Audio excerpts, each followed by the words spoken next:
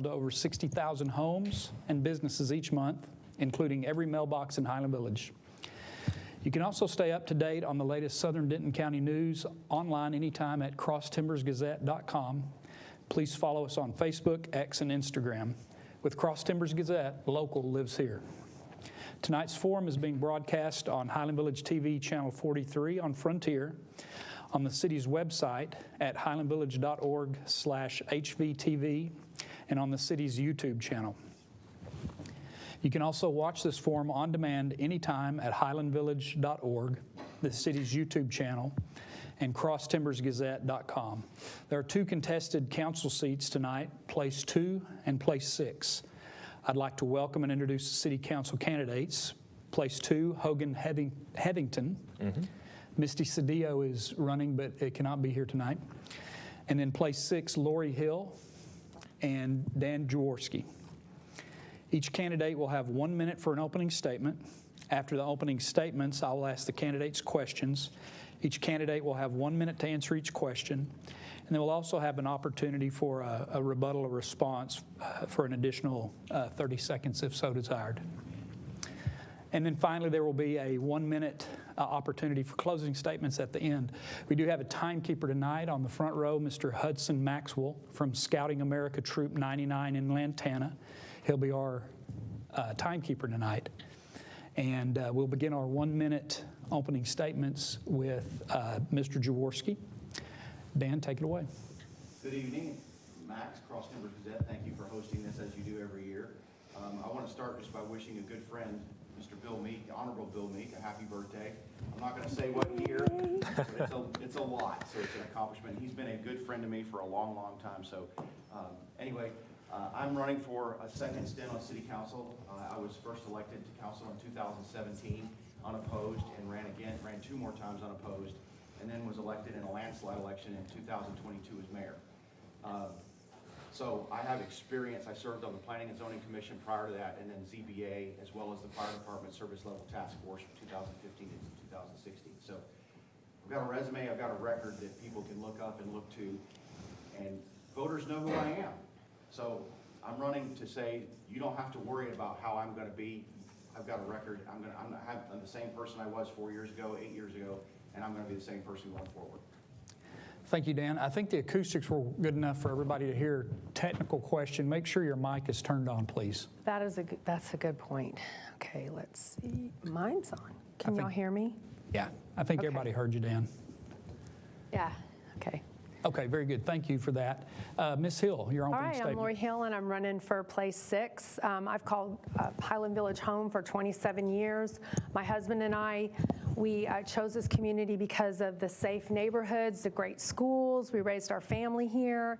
Now our children are grown, but we've chosen to stay here because we love this city. We love the fact that we can sit out and look at the birds on our back porch. It's this single family, country-like community that we love so much.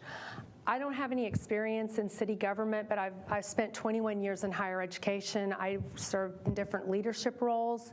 I worked with budgets, grants. I worked on committees. I even collaborated with the legal counsel on a significant initiative. It was the concealed carry on campus when they brought it in 2017.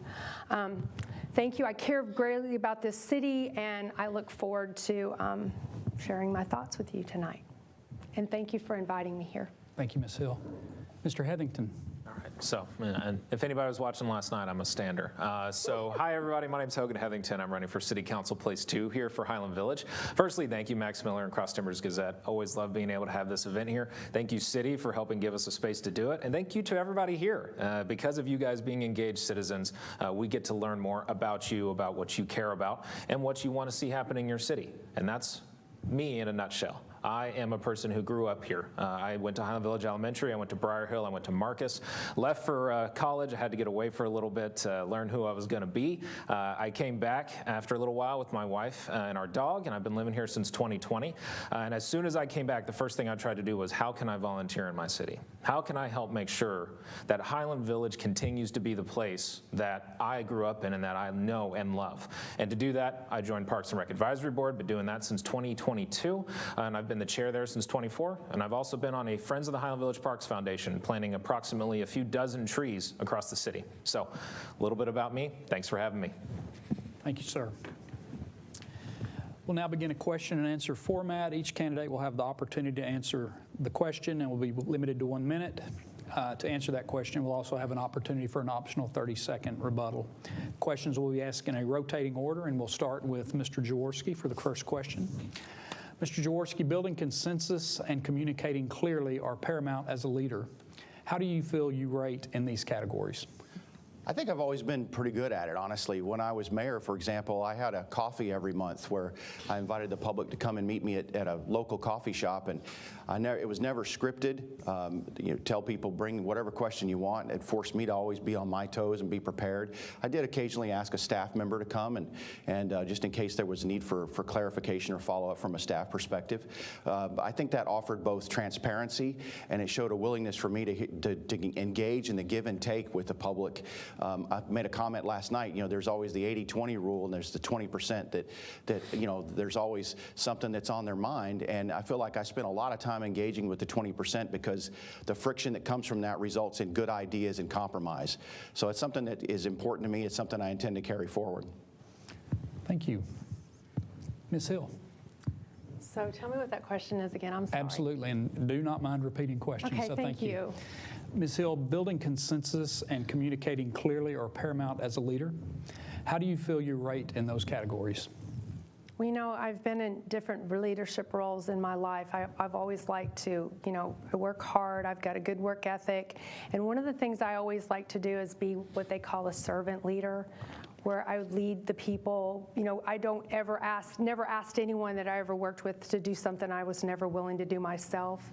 And I like to listen, because when you listen to people, you learn a lot. People tell you the best stories. I've learned so many stories over the city in the last few weeks. And I always feel like I should treat people the way I want to be treated. I feel like I was a pretty good leader. And if I get elected to city council, I will bring that forward in my position. Thank you. Mr. Heathington. Yeah. So with consensus, the biggest thing is understanding who needs to be involved in that consensus, right? So being on city council, I'm going to be a public servant. I'm going to be somebody who works for the people and make sure that we're listening to you and what you would like to see in your city, because it all starts with what does the community want. Being a civil servant starts with what the community wants and building from there and having conversations and having discussion and eventually talking with your fellow council members and having a consensus on how you want to move forward with items and with things that impact the city. So as an IBM consultant, I've worked with large corporations every day for the past almost 10 years. And there's a lot of stuff that goes on that you have to really work with other people to get consensus. So I've done this in that capacity as a career, trying to work with large-scale clients and with my team to make sure we're all going towards the same goal and that we truly understand one another. And I think that's what's important here. Thank you. Any opportunity for a brief rebuttal? Okay, very good. Next question will be yours to begin, Ms. Hill. Okay. Highland Village is one of 3 Denton County cities providing funding for the Denton County Transportation Authority. What are your thoughts on its level of service and consumer demand? Is the city getting its money's worth? Well, we all know the how, what, why, where, when that we got into the DCTA, and that it's a law, and that we are in the DCTA and we cannot, do anything about that. So I think that at some point we're not really getting the service that we've really need to get for our citizens. But I think there's a lot of opportunity there. And I think maybe, we could work with them to get more services. Maybe we could get a bus to take our citizens to the train so they would ride the train because there's not that many parking places. Or maybe we could have them increase the trip funds so that we could use maybe expand it a little bit so we could use it for emergency services or whatnot like that. Or even use it for the Small Business Administration and let them work more like a chamber and get more businesses and fill our businesses up in the city.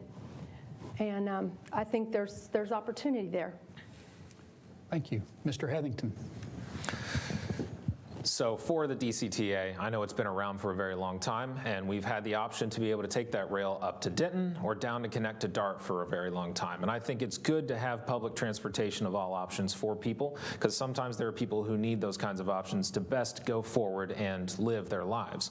For DCTA, we give about a half cent on our sales tax every year to them for service for us and for Denton and for Louisville. And what we are seeing is that there is a ask from the community, what more can we get from DCTA? What are they giving us? And how can we have those conversations that tell them this is what Highland Village wants? Here's how we want to move forward with our service and how we want to expand and potentially use this in different and unique ways. And those are the important conversations we need to start having. Because as soon as you start the conversation, you can understand the objectives of both parties, their real goals, and you can start coming to a solution that benefits everyone. Thank you. Mr. Jaworski. So I'll be upfront for full disclosure. I'm a board member on DCTA, and I was appointed in a unanimous vote by the City Council here in Highland Village to be the city's representative on DCTA. Honestly, there's more than a minute's worth to be said about opportunities. And yes, DCTA can provide more and do more. One of the things that the agency is looking at now is with the Go Zone service. What we've seen is year over year, when the agency provides more Go Zone availability, more people are taking advantage of it. It's a great option. And frankly, I don't think we're in the business of taking options away from people on any front, DCTA or otherwise. But one of the things we're looking to do with the Go Zone service is to extend into a pocket of Flower Mound so that senior citizens, those with disabilities, can use it to go to the doctor's office, for example. We think that'll be a valuable service. So, you know, there's plenty of opportunity, but I will say real quick, I know my time's running up, but we pay about 1.6, 1.7, maybe $1.8 million last year in sales tax revenue to DCTA. Denton pays $17 million, Louisville pays $13 million, and we all have an equal seat.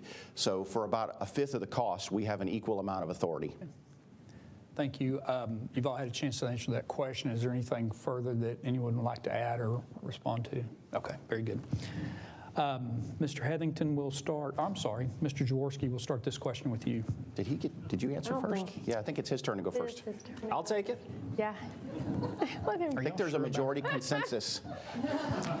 About once or twice a night, I try to make an error to make sure everybody's on We're paying attention. Don't worry, same deal. Mr. Heathington, how about you answer this question first? Yeah, I'll take it. Okay. If faced with a budget shortfall, how would you prioritize raising property taxes to maintain services and staffing, or cutting services and personnel to avoid a tax increase? Yeah, excellent question. I'm glad I get to go first on this one. So for this kind of stuff, it's always delicate when we're talking about a city's revenue and a city's expenses, because the money that we're playing with, the money we're using, is not our money. It's the citizens' money. It's the city's money. And that's our job as the stewards, to be the best stewards of the money that you guys are paying into this, to make sure we all have services: electricity, water, roads, parks, recreation. And when we start facing shortfalls, that's when tough conversations start coming into play. And we have to start balancing what are critical services that people need: police, fire, and what are the services that people may not necessarily need for this year, so that we can try to make sure that we are not raising property taxes, but instead trying to change our budget to fit what we actually need it to. And there are hard discussions, there are hard decisions, but as long as we continue to have those conversations and really look at what our options are and make sure we're all being open and transparent about what's going on, then I think we'll come to a proper solution. Thank you. Ms. Hill? Okay. You know, I care deeply about Highland Village's financial health, and last year the city drew down about $2 million into our reserves, and that reflects a big challenge for our city. And you know, I think that we have a lot of opportunity, and I think we can plan and work together to try to reduce that in the coming years so that it doesn't put a burden on the taxpayers. I'm a property owner, and I understand firsthand how important it is to not, you know, have my taxes raised. Although, you know, the taxes don't always get raised. It's usually that your property value goes up. But your homeowners, they don't really care how that works. They just care that they see a bigger bill. But I think that if we work together, that we can protect the city's health and its financial wellness going into the future. If we just work at our needs and not our wants and just tighten our belt, I think we can go into the future and be fiscally strong. Thank you, Ms. Hill. Mr. Jaworski. So our city, one of the things that we have in the budget is something called fund balance. Some people call it a rainy day fund. The city's policy regarding the rainy day fund is to have about 18%, give or take, maybe 20% of fund balance available. Currently, the city is way north of that. Mayor Charlotte can correct me, but I want to say it's in the neighborhood of 30%, 28 to 30 or 32%. So we're in good health in that respect. And that's what the city has used in recent years to bridge the gap between exploding expenditures and flattening and declining revenues. And that's really what we're facing. We're about 67, 64% property tax revenue and about 17 or 18% sales tax revenue. So to me, first of all, raising taxes is last option, nuclear option. Plus, I think it requires voter approval anyway, and I don't know a whole lot of voters that would vote for it. So to me, the secret sauce is increasing sales tax revenue, and how can we do that? And I think that's the next conversation. Thank you. Was anything raised that needs a rebuttal? When you say rebuttal, does that mean you can just add to it? Or is that was my question as yeah, well. because I'm not really rebuttaling, but I agree with Dan that we do need to work with our business retail spaces. We have a lot of empty retail space in our city, and I think that if we could work with our HVBA and have them, give them more opportunity to work like a chamber, they could attract more businesses to our city, and that will actually raise our sales tax and make us more fiscally healthy. Thank you. Mr. Heathington, you look like you have, there you go. Yeah, that's the answer is when I stand up. So on the same point, I agree that we need to find ways to increase our sales tax revenue. I think there's a lot of businesses out there that are having empty spaces that we need to try and see what can we do to help them fill these spaces and help them stay filled for the long term, because a lot of places come in and then they go out, and that's what we're having a trouble with. And we want to try and keep them, and we want to try and bring other citizens from other cities into Highland Village, and we've got to figure out the best way to do that. Thank you very much. Just real quick, Sure. you know, there's been a long-term culture in City Hall about against incentives for businesses and that kind of. I think we have to be willing to have a conversation about whether or not it's time to start looking at incentives to attract more business. We have to make a signal to the rest of the business community that we're open for business, that we want you to come here. And I know Mike Levitt used to say, you know, it's Highland Village, you should want to come do business here. That's an old world. We're competing with Louisville, Flower Mound, Double Oak, Argyle, Copper Canyon, so we need to make ourselves more attractive. Thank you. Mr. Jaworski, you can answer this next question first, and it is, given Highland Village's nearly built-out status, do you have any ideas to grow revenue without raising taxes? As I said before, it's all about retail sales tax revenue. As it's been mentioned before, we've got empty spaces. What do we do to incentivize? What do we do to encourage people to come? I know one of the things I hear when I talk to business owners throughout the city, you start at the shops and you move your way east, it's all about the rent's too high. There's nothing the city can do. We don't believe in rent control, but I think we can be a better partner and collaborate better on how we can encourage them to not raise rents at a time when the cost of everything else is going up, and it's making it harder and harder for people to want to start a business. So it's just creating a friendlier environment, hanging a sign on the city that says, we're open, we want you to come here. Thank you, sir. Ms. Hill? I'm sorry, can you actually repeat all of that question again? I don't ever mind repeating the question. Question is, given Highland Village's nearly built-out status, do you have ideas to grow revenue without raising taxes? Okay, that's a good question. You know, my parents were small business owners, and like Dan said, you know, and Hogan said it, you know, there's businesses, they come in, they have these, they put all their life savings into it and they don't make it. I see so many businesses not make it. And I think part of that problem is that we need to start talking to our citizens and asking them, what kind of businesses do you want to see in our city? Where do you want to shop? Because that is what's going to make the businesses successful, is we need to bring businesses into our city that people actually want to go to. And that's one of my rules, is that I like to shop in Highland Village. I shop at the grocery stores, I buy my shoes here, I go to TJ Maxx, and that is the secret, is that we've got to find what people actually want to go to and buy things at. And so that way we'll bring the people to the stores and also people from other cities. Thank you. Mr. Heathington. Yeah, so I think we're all saying a lot of the great similar points. To add on to that, what I was saying earlier, it is incentivizing businesses. It's reaching out to them, the HVBA that we have, talking to the business owners. What are your problems? What are the issues that you're facing right now in the city? What are your objectives with your store? How can we potentially help you with your businesses? And how can we help these places that rent out to businesses attract new businesses? And those are conversations that we need to be having and that we need to be trying to push forward on, because when we have a strong and thriving business community, Highland Village wins. And every other area will want to come here. Flower Mound has a lot more land just on the other side of 407 that they're trying to make everybody go to and spend money on. What is Highland Village doing to try and get people over here and engaged with our business community? And I think that's something I'd love to go and find out and try to work on. Any further thoughts or comments on that particular item? No? Okay. Ms. Hill, you can start us on the next question. A shortage of affordable housing has created a significant financial barrier for young families looking to move to Highland Village, resulting in a school closure. What can the city do to help the situation? Well, you know, I think a lot of the problems, I was actually thinking about this today, a lot of the problems that we have with the housing shortage is, first of all, we have a great city and everybody wants to live here. I spoke to a man the other day who said he waited an entire year to find a home. He rented nearby and waited for that home to come open, and he jumped on it. So I think that is part of the problem, because people don't want to leave. And I think if we had a way to create an active senior, and for the seniors, because I see a lot of seniors that live in these great big homes and they really can't afford to move out of them, because I mean, I can't even buy my own home now.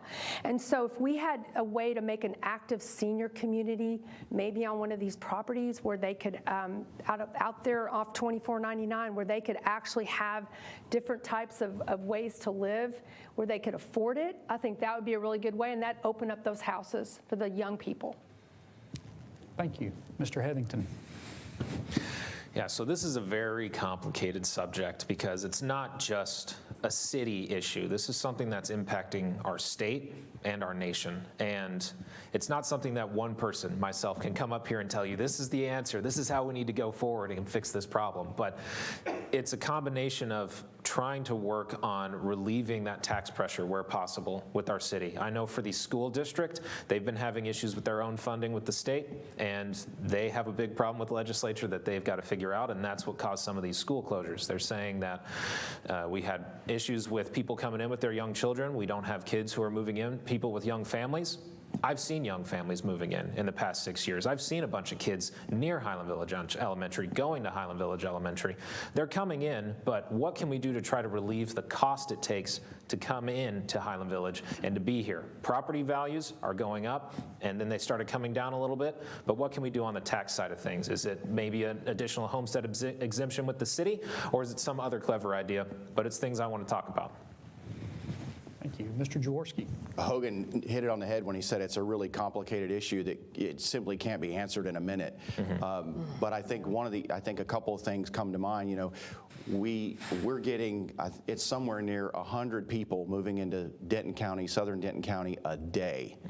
And many of them are coming from California, where they had a home that was worth $1 million or $2 million or $3 million, and they sold it, and they're coming here with a ton of cash in their hand, and they can buy a house here for cash, so they don't care about the gap between what the appraisal was and what the asking price is. They can cover that gap and still have money left over, and that has artificially driven up the values of a lot of houses because of the comps in the real estate industry. Another problem is the state, you know, our governor, and I've been a Greg Abbott fan for a long time, but he makes me mad because he goes out and advocates for property tax reform every session, and they pass property tax reform that doesn't reform property taxes. We need appraisal reform. That's where we're going to solve some of these problems. But it's also, Highland Village is supply and demand. The supply is low, so the demand is high, and that drives prices up. Thank you, Mr. Jaworski. Mr. Heathington, next question you get to kick off, but I haven't forgotten our rebuttals. So any further comment there? I want to say something. Yes, ma'am. I think that the reason that we don't have any houses in Highland Village is because people don't want to leave. It's a great place to live. We live in this beautiful little bubble, and no one does want to leave. Like I said, that guy waited a year. But I think there's some ways that we can make it so that the families, when the older people, if we gave them a different place to live, downsize, that we could have those homes open for younger families, and then we could fill the schools. Thank you. I just like to kind of back up what she said a little bit. I chose Highland Village twice. When my family moved here in 1978, and then when I decided to bring my family back in 2013. And we were one of those families, like you just said. We were rented a house on Green Springs for 3 years while we looked. We had to pause our look because my wife had cancer, and that delayed us. But we looked for 3 years before we found our home. And we choose to stay here every day. We've raised our kids here. I'm a product of our schools here too. So you're absolutely right. People do come here and they never want to leave. Thank you. Mr. Heathington, the next question says, some say that they have seen a steady decline in the manicured landscaping around the city's right-of-way and trails during the past several years. As a city council member, what would you do to address this concern? Yeah, that was right up my alley. Because so going back to, I've been on the Parks and Rec Advisory Board for 4 years now, and I'm the chair of the board currently, and I've been doing that for 2 years. And I know Phil Lozano, and I know his staff, and I think they are incredible at what they do. We have a ton of parks and a ton of trails in Highland Village that everyone loves to use, which I think is fantastic. And they try to maintain that to the best of their ability in all of these spaces. And if anybody comes in and they say, I don't like what I'm seeing here, I don't like what I'm seeing there, reach out to us, reach out to the Parks Department, let us know. Use the Eye on Highland Village app. Let's hear what your concerns are. Where are these problem areas? Maybe somebody got sick, some crew got sick and wasn't able to do this. Maybe there was an issue in the scheduling, or maybe it was just overlooked. But I think these are great conversations to have, and as long as we continue having that dialogue, you guys share it with us, we can be the civil servants and continue to try and provide those high levels of service. Mr. Jaworski? I know that as I was leaving the mayor's office, the city was making a transition. There was a contractor that was being used for, I think, all of the medians throughout the city, and the contractor wasn't doing a very good job. And so we made the decision to bring that service back in-house. So there's probably some growing pains associated with the Parks Department, making sure they have proper staffing, good equipment, reliable equipment, maybe needing more equipment to take that on. So there's probably a little bit of that.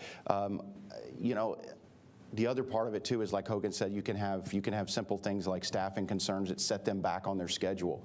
As council members, I think what we have to do is, when we hear that from residents, we have to go challenge. We have to go challenge the city manager, because there is a chain of command. As city council members, we're not supposed to go talk to department heads without involving the city manager. So I think we challenge the city manager to go challenge the department to do a better job. Thank you. So Ms. I'm Hill? going to ask you to repeat that one more time, because I've been formulating what I want to say, but I want to make sure that I cover the question. Happy to do that. Ms. Hill, some say that they have seen a steady decline in the manicure. Okay. Thank you, Ms. Costa. I'm going to start it over one more time for Okay, you. thank you. Some say that they have seen a steady decline in the manicured landscaping around the city's right-of-way and trails during the past several years. As a city council member, what would you do to address this concern? Well, it's funny that you would ask me that question, because I was talking to a lady today, and I know that we use the 4B sales to half-cent sales tax to keep the trails up. And she told me, she said, I want to see the city stop spending money on shiny things and start taking care of the trails. And I asked her what she meant by that.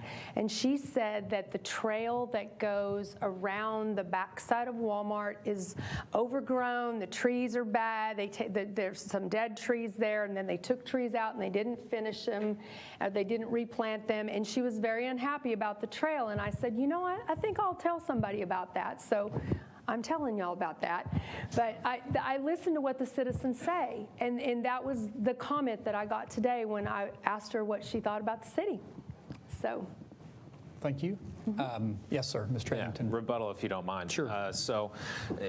being on the Friends of the Highland Village Parks Foundation, I'm all about beautifying our city. We've planted a few dozen trees in the past 4 years alone, in Doubletree, in Unity. That entire stretch along Briar Hill Road at Unity was us. The stretch right there behind the baseball, softball fields next to the pickleball courts, that was us.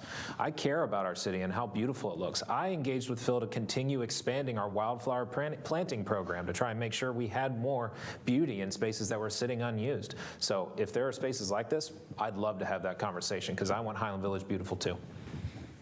Any further insight? I would just say, I'm going to make a bet right now. Mayor Charlotte is here and she's hearing this.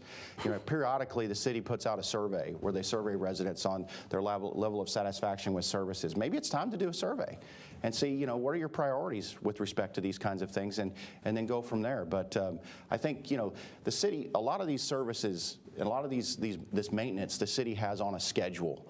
You know, it's a lot. You know, it's a lot to take care of. So it may just be a matter of, you know, somebody saw something just the wrong day on the calendar.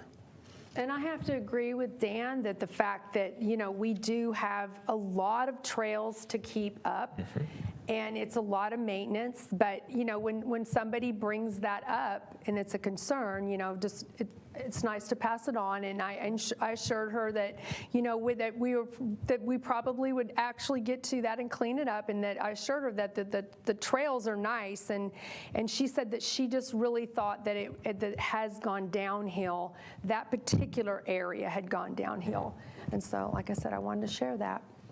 Good question. Mr. Thank you. Jaworski, you'll head up the next question.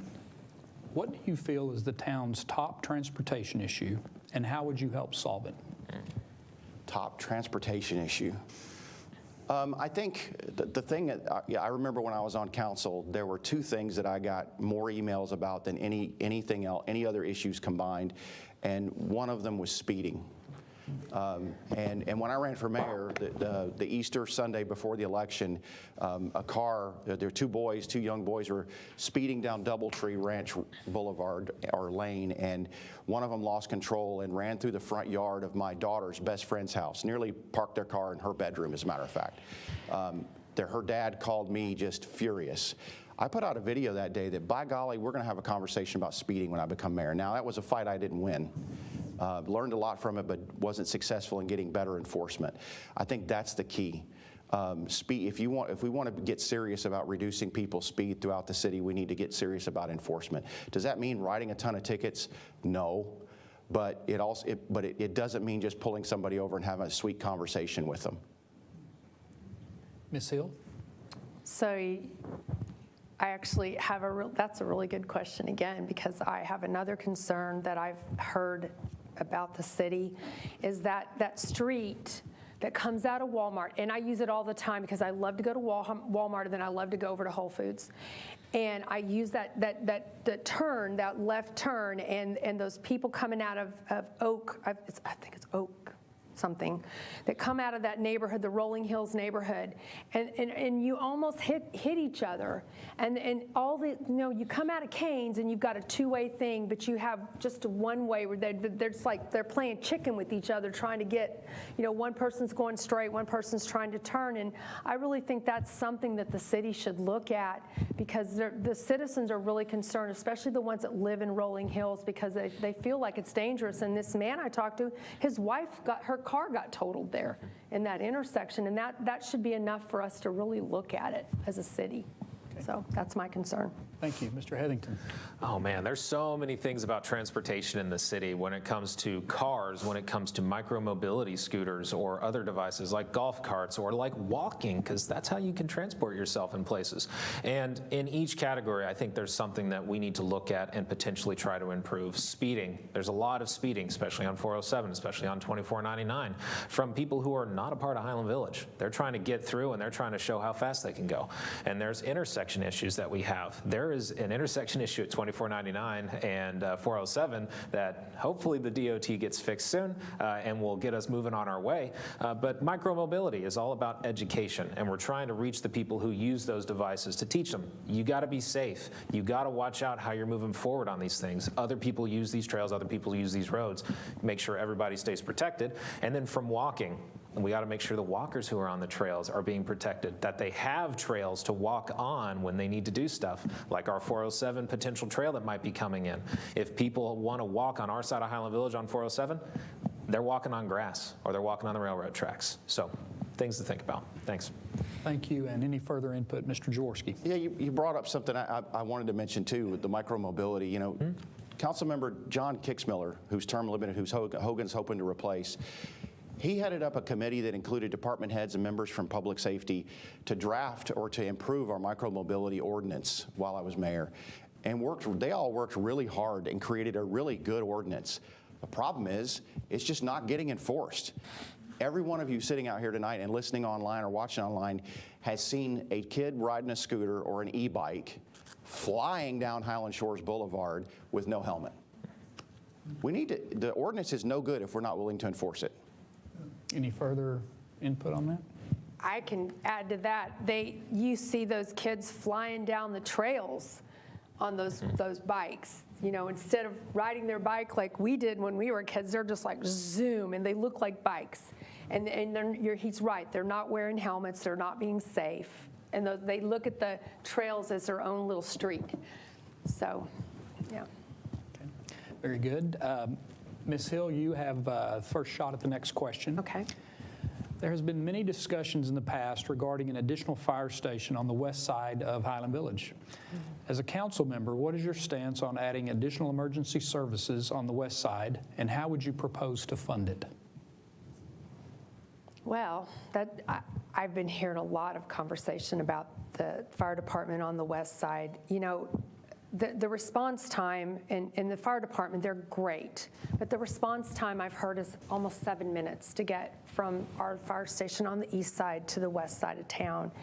And you know, we could probably do bond elections and get the fire department built and get the trucks and whatnot, but we don't have the money to staff the fire house. I mean, I think it takes like 30 firemen to staff a firehouse. If we could staff that firehouse, we could lower property taxes for, homeowners insurance for everybody, because we're all penalized because there's not enough fire coverage.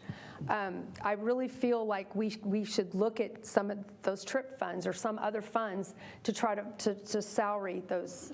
My mind is not working right. To salary those firemen so that we can have that extra fire department. Thank you. Mr. Heathington? Yeah. So I want to start by saying our fire department does an excellent job at what they do. They have put their lives on the line for our city. They try to make sure we stay safe, and they do a darn good job at it. For response times, I don't know what the average response time is, but that's something I can find out.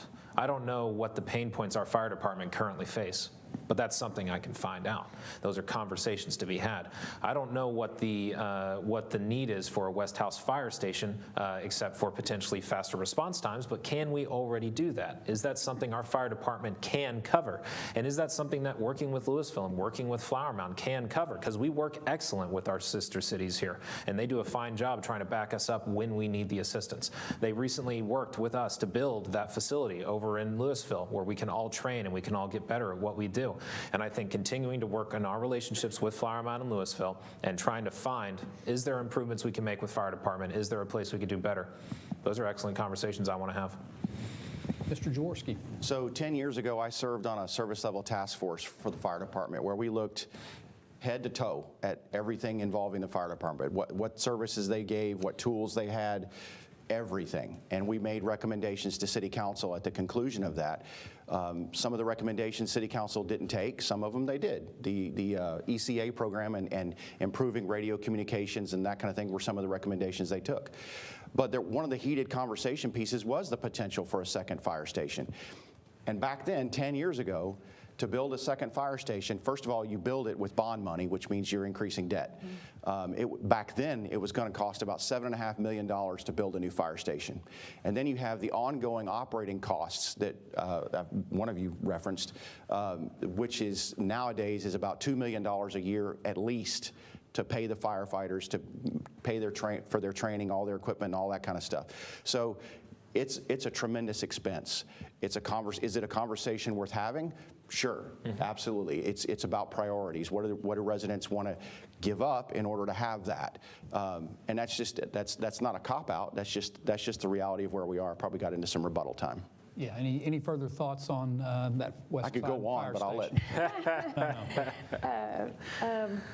You have anything? Because my brain, I had something and then it just kind of went. But yeah, I really think that, the response time, and it's not that they're not doing a good job, it's just that the roads are so terrible. You can't get down 407, you can't get around 2499 because it's all torn up, and the only other avenue is through Highland Shores. And that's really hard when they're zooming through there and all those stop signs. So they do a good job, but I really feel like we have a whole side of our city that doesn't get the same type of service because they're farther away from the fire department. I don't know what the answer is, but it would be nice if we had another one. Okay, very good. I just, real quick, one of the options that we talked about back then that could also be discussed is a small version of a station where either you have a brush truck and an ambulance or just an ambulance. The vast majority of the calls they get are ambulance-related calls. So perhaps building an ambulance station on the west side would help those times. They've done a lot of work in the fire department to improve response times, how fast they answer calls, how fast they transmit calls, and how fast they turn the truck out. The thing that's holding them back, and they're above 90% response for the national standards, by the way. But the one thing that holds them back from improving more is getting across town. Mr. Heathington, you'll lead us off on the next question. That is, are there city services, any city services or amenities not being currently provided that you feel would benefit citizens? Oh, man. This is a good one. So from a Parks and Rec perspective, I think there's always an opportunity for us to improve a park or to improve a recreation space. From that perspective, I know that on the Parks and Rec Advisory Board, we had somebody come to us with a proposal for disc golf, of all things, over at Copper Branch Park. And it's like, okay, well, we don't have disc golf in the city. It's something that brings people in, and it'll utilize a park that has been sitting unutilized ever since DOT came in and redid the bridge for 35 East. So that's a win. It's low maintenance, and it provides a new service, and it gets people into the parks. That's great. And finding these new ideas is listening to our citizens. What are you coming up with? What do you want to see out here? Because that's just one example. Other people want to see a sidewalk over there on 407 on the Highland Village side so they can more easily transport themselves without having to cross the road and get into Flower Mound. And it's keeping our side safe and making sure people are able to access our businesses on our end. So I just love listening to what people's ideas are because it makes me passionate about what we want to see in our city. Mr. Jaworski? I used to, for a number of years, I coached in the Baseball and Softball Association here in the city, coached softball. And one thing I heard from coaches as well as board of directors for the association was more softball access. There's one dedicated softball field, and then there's a baseball field that is used for softball when it's really needed. But they still have to compete with the city's kickball league, for example. So there was a plan at one point to build a kickball field on the open space on the other side of Unity Park, where it backs right up to the creek across from the football field. That never came to fruition, so I'm just curious what happened to the kickball field, because what that would have done is it would have given kickball its own place. It could have actually been a multi-use field. And then softball, which is a very fast-growing sport in this community. There are a lot of girls playing softball today, and they need they need practice time, they need game time, they need field access. And more softball fields means the city can host tournaments that generate revenue. Ms. Hill? Wow. Okay, so I kind of want to rebuttal something that Hogan said and kind of put that into my 1 minute. I was visiting a man who was telling me how beautiful Copperas Branch Park was and how much he enjoyed it. And I mentioned to him about the disc golf because he's like an avid disc golf player. He goes all over the world and plays disc golf. And I told him that I had seen that they were going to try to put that in Copperas Branch, and he goes, "Oh my gosh, don't do that. Somebody's going to get hurt." And I was like, "What do you mean?" And he took one of those discs out, and he just went like that, and he tossed it against his fence and took a chunk of his fence out. He said that would really hurt people. So just as a rebuttal on the disc golf, it's really, there's not enough room for that disc golf course there because he told me there's 2,000 people, literally almost 2,000 people on a Saturday. He said there's people all over that park on a Saturday. I think that we have a lot of great places in the city, and I just don't, my mind has gone blank on that. I thought about the disc golf because that man was adamant that we do not want to put that in Copperas Branch Park. Real quick, talking about Copperas Branch Park, there is we actually in the master plan that the city has, there is a master plan for redevelopment of Copperas Branch Park at some point. The thing that's held the city back for so long is the I-35 expansion. When they did the expansion years ago, they shut the park down because TxDOT used that as a staging area. So the city has been hesitant to execute on that master plan because we haven't finished the expansion of I-35, and the thought is that the state will want to leverage that piece of property again for staging. So there is a master plan. We just got to get to the place where we can actually execute on it. Any other further input on that last question, Mr. Heathington? Yeah, if you don't mind. Yeah, so, I mean, disc golf, like any other sport, people have to have personal responsibility and make sure that they're tossing their disc without people in the way and calling all clear. I know disc golfers do this all the time, so I'm not too worried about them making sure that people stay safe. Outside of that, other things that I've done here in the city with services is cleaning up Wichita Trail Forest. People use that trail all the time, and it's one of our most beautiful natural areas. I worked with one of my fellow Parks and Rec board members to get that cleaned up, put in new signs. I worked with Bill Irwin here and Tyler Gump as well to put in pickleball courts in the Unity Park, and I think those are two great services that people have loved seeing in this last year or two. Thank you. Mr. Jaworski, you have opportunity to kick us off on the last question, which is, what is the biggest issue in this election that has not been adequately addressed? You know, I think we're really lucky that there isn't a burning issue going on in the city. We're not debating $24.99 or Walmart or apartments at the shops. You know, I think the biggest issue in this election is just which direction do you want to go? We're going to have, obviously, in one of these seats, we're going to have a new council member. And the question facing voters is in the other seat, do you want brand new or do you want somebody that's got experience and knows their way around and is willing to have the tough conversations, willing to challenge, you know, both staff and the rest of council when necessary. So I think we're lucky that this is a rather peaceful election. Ms. Hill? So you're asking me, tell me that again. Yes, ma'am. I'm sorry.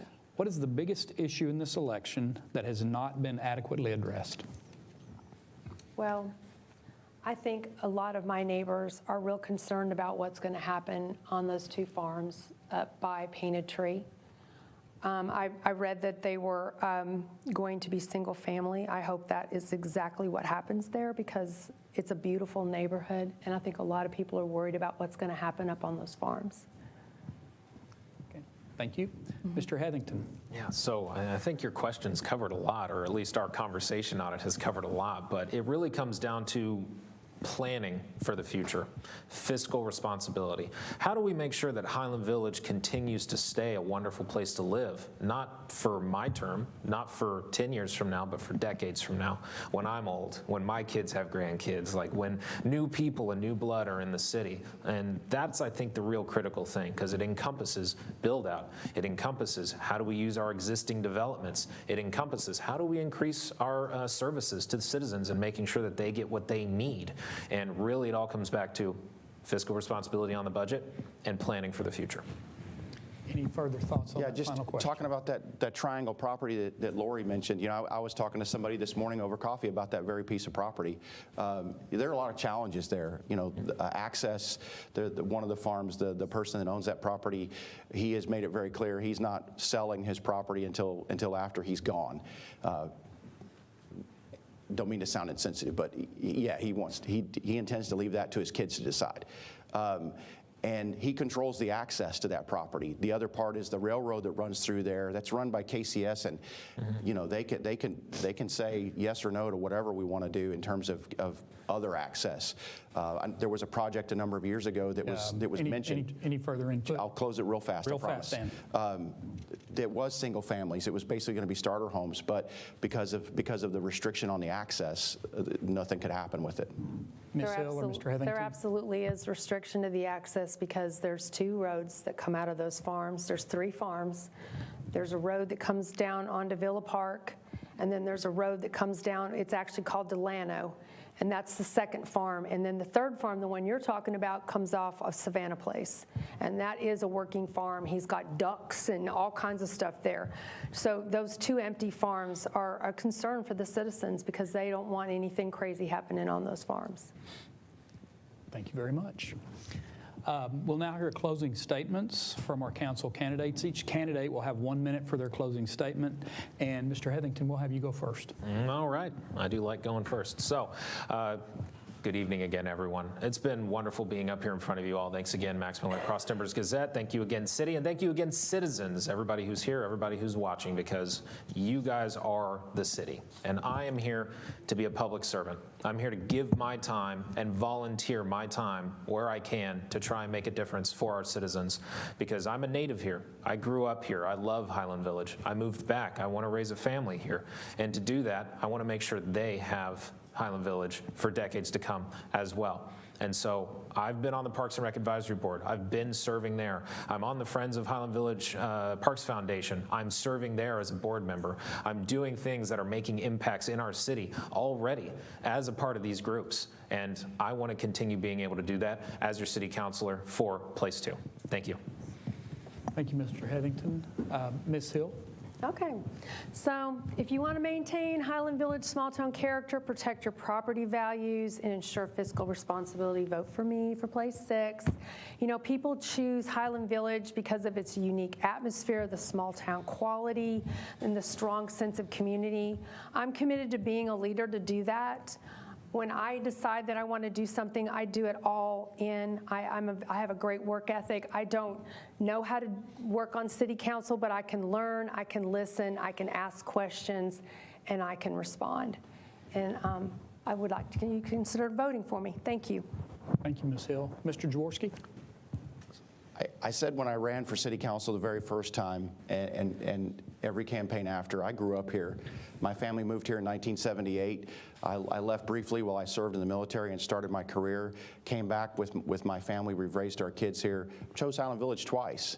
And it's a great city. I call it somewhere between Pleasantville and Mayberry. And for 7 years that I served on city council and as mayor, I protected the small town feel. When somebody wanted to build apartments at the shops, I said, hell no. And we made sure it didn't happen. Promise made, promise kept. You know, with me, I've been here, I've done it, I know my way around, I have the experience, and I have the passion and the desire. The whole reason I decided to do this again was because I still felt like there were still opportunities to be even better. And I wanted to be a part of that. I want to be a part of the solution, and I have a passion and a love for this city. It's given me so much, and I have not paid it back in full yet. And that's what I intend. That's why I'm doing this. Thank you, Mr. Jaworski. Thank you all as an audience. You've been exceptional, and we all appreciate that, the opportunity for the candidates to get out their information and share their thoughts with you. Please give a round of applause to our candidates.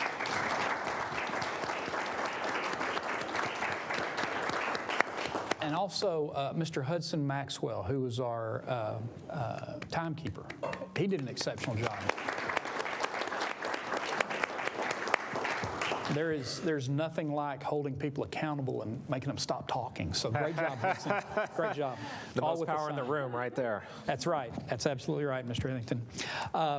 Early voting starts Monday, April 20, and ends on Tuesday, April 28th. It'll be here before you know it. Election day is Saturday, May the 2nd. Visit votedenton.gov or call 940-349-3200 for voting information. Please visit the Cross Timbers Gazette website at crosstimbersgazette.com for the latest Southern Denton County news updates daily. Visit with Cross Timbers Gazette, local lives here. The 2026 Candidate Forum will also be available to watch on the city's cable channel, Frontier Channel 43, on April 15th at 7 p.m., April 18th at 10 a.m., and April 22nd at 7 p.m. The video is also available on demand viewing at highlandvillage.org/HVTV and the city's YouTube channel at youtube.com/HighlandVillageTX. This concludes our program. Thank you, candidates. Thank you, City of Highland Village, and thanks for everyone watching on HGTV. Have a good evening.